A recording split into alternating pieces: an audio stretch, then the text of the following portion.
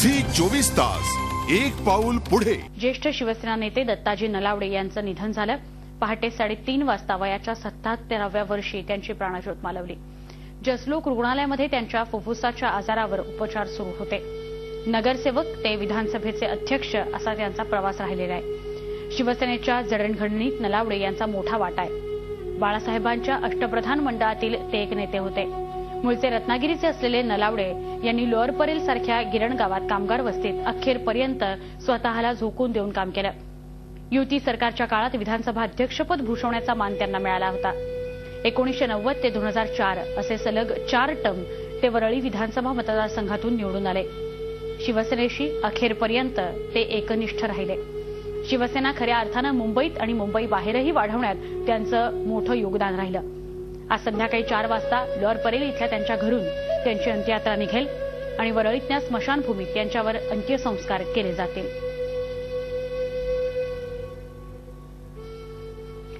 राजकीय संपादक सकाळचे प्रकाश अकोलकर दूरध्वनीवरून आपल्या संपर्कात आहेत। प्रकाशजी, दत्ताजी नलावडे यांचं निधन झालेलं आहे। शिवसेनेचे ज्येष्ठ नेते ते राहिलेले आहेत। आता एक पोकळी शिवसेनेमध्ये निर्माण झाली, आपल्या भावना काय? नमस्कार। खूप दिवसापासून माझे संबंध होते नलावडे यांच्याशी आणि नलावड्यांबद्दल सांगण्यासारख्या अनेक गोष्टी आहेत। ते मुळात प्रजा समाजवादी पक्षात होते, पण 60च्या दशकात जेव्हा शिवसेना बाळासाहेबांनी स्थापन केली आणि जे मुंबईत वातावरण झालं तेव्हा प्रजा समाजवादी पक्षातनं 2 महत्वाचे नेते शिवसेनेत आले। एक दत्ताजी नलावडे आणि एक प्रमोद नवलकर। त्या दोघांचाही बाज पूर्णपणे वेगळा होता, पण नलावड्यांकडे कोकणातलं कनेक्शन होतं आणि कोकणातनं जी सगळी वरळी परिसरामध्ये जे सगळे लोक आले, कार्यकर्ते, कामगार वेगवेगळ्या यांनी, ते स्वतः परळच्या रेल्वे वर्कशॉपमध्ये त्या परिसरात राहायचे आणि तिथेच काम करायचे। पण त्यांनी खूप ते डेव्हलप झाले। ते शिवसेनेच्या पहिल्या फळीचे नेते ठरले, कारण ते 1968 मध्ये शिवसेनेने पहिल्यांदा महापालिका निवडणुका लढवल्या तेव्हाच ते निवडून आले। मग पुढे ते विविध समित्यांवर गेले, मग महापौर झाले आणि त्यांना एकाच वेळेला अनेक गोष्टींची आवड असायची। कामगार क्षेत्रातही ते काम करायचे, त्याच वेळेला ते साहित्याचे थोडेफार प्रेमी होते आणि कबड्डी हा त्यांचा फार आवडीचा खेळ होता। त्यामुळे त्या वरळी नाका, मोझेस रोड सगळं ते त्या परिसरामध्ये अशा अनेक ऍक्टिव्हिटीज ते चालवायचे। पुढे ते महापौर झाले। ते महापौर असतानाच 87-88 साली ते महापौर झाले, तेव्हाच मुंबईत हिरक महोत्सवी साहित्य संमेलन झालं आणि कोणत्या हिरक महोत्सवी साहित्य संमेलनाचे मुंबईचे महापौर म्हणून ते स्वागताध्यक्ष होते। अनेक उपक्रमात ते सहभागी होते। नक्की प्रकाशजी, धन्यवाद झी 24 तासवर आपल्या भावना व्यक्त केल्याबद्दल। दत्ताजी नलावडे वयाच्या 77व्या वर्षी त्यांचं निधन झालेलं आहे। नीलम गोरे दूरध्वनीवरून आपल्या संपर्कात आहेत, शिवसेनेच्या नेत्या। नीलमताई, दत्ताजी नलावडे यांचं निधन झालेलं आहे, या पुढच्या काळामध्ये ते आपल्या सगळ्यांमध्ये नसणार आहेत, आपल्या भावना काय आहेत?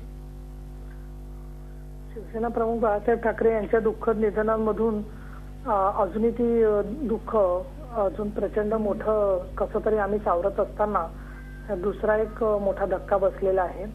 दत्ताजी नलावडे यांनी शिवसेना उभी करण्यासाठी म्हणून प्रचंड परिश्रम केले। एका बाजूला महापौर, विधानसभेचे अध्यक्ष, 4 वेळेला निवडून आलेले वरळी विधानसभेतले आमदार या जबाबदाऱ्या निभावत असताना त्यांनी मुंबईमध्ये आणि त्याचबरोबर महाराष्ट्राच्या अनेक भागामध्ये आणि खास करून कोकणामध्ये, रत्नागिरी जिल्ह्यामध्ये तिथल्या जिल्हा परिषदा, त्याचबरोबर महापालिका, नगरपालिका निवडून याव्या यासाठी खूप परिश्रम केले आणि म्हणूनच त्यांच्या सुवर्ण महोत्सवी वर्ष त्यानिमित्ताने जेव्हा त्यांचा सत्कार मुंबईमध्ये 22 ऑगस्ट 2011 झाला तेव्हा सन्माननीय शिवसेना प्रमुख त्यांच्या सीडीद्वारे त्यांनी त्याला शुभेच्छा ज्या दिल्या होत्या त्याच्यात त्यांनी हेच म्हटलं होतं की दत्ताजींसारखे नेते म्हणजे शिवसेनेचा आधारस्तंभ आहे आणि उद्धवजी ठाकरे म्हणाले होते की शिवसेना प्रमुखांच्या जीवाला जीव देणारा शिवसैनिक ही त्यांची विशेष ओळख आहे। त्यांच्या निधनामुळे आम्हाला प्रचंड दुःख झालेलं आहे आणि महाराष्ट्राची आणि भारताची हानी झालेली आहे। नक्की, धन्यवाद नीलमजी, ही आपल्या भावना झी 24 तासवर व्यक्त केल्याबद्दल। शिवसेना नेत्या नीलम गोरे आपल्याबरोबर दूरध्वनीवरून होत्या। जीवाला जीव देणारा शिवसैनिक आम्ही गमावलाय अशी भावना शिवसेनेकडून व्यक्त होतीये। झी 24 तास एक पाऊल पुढे।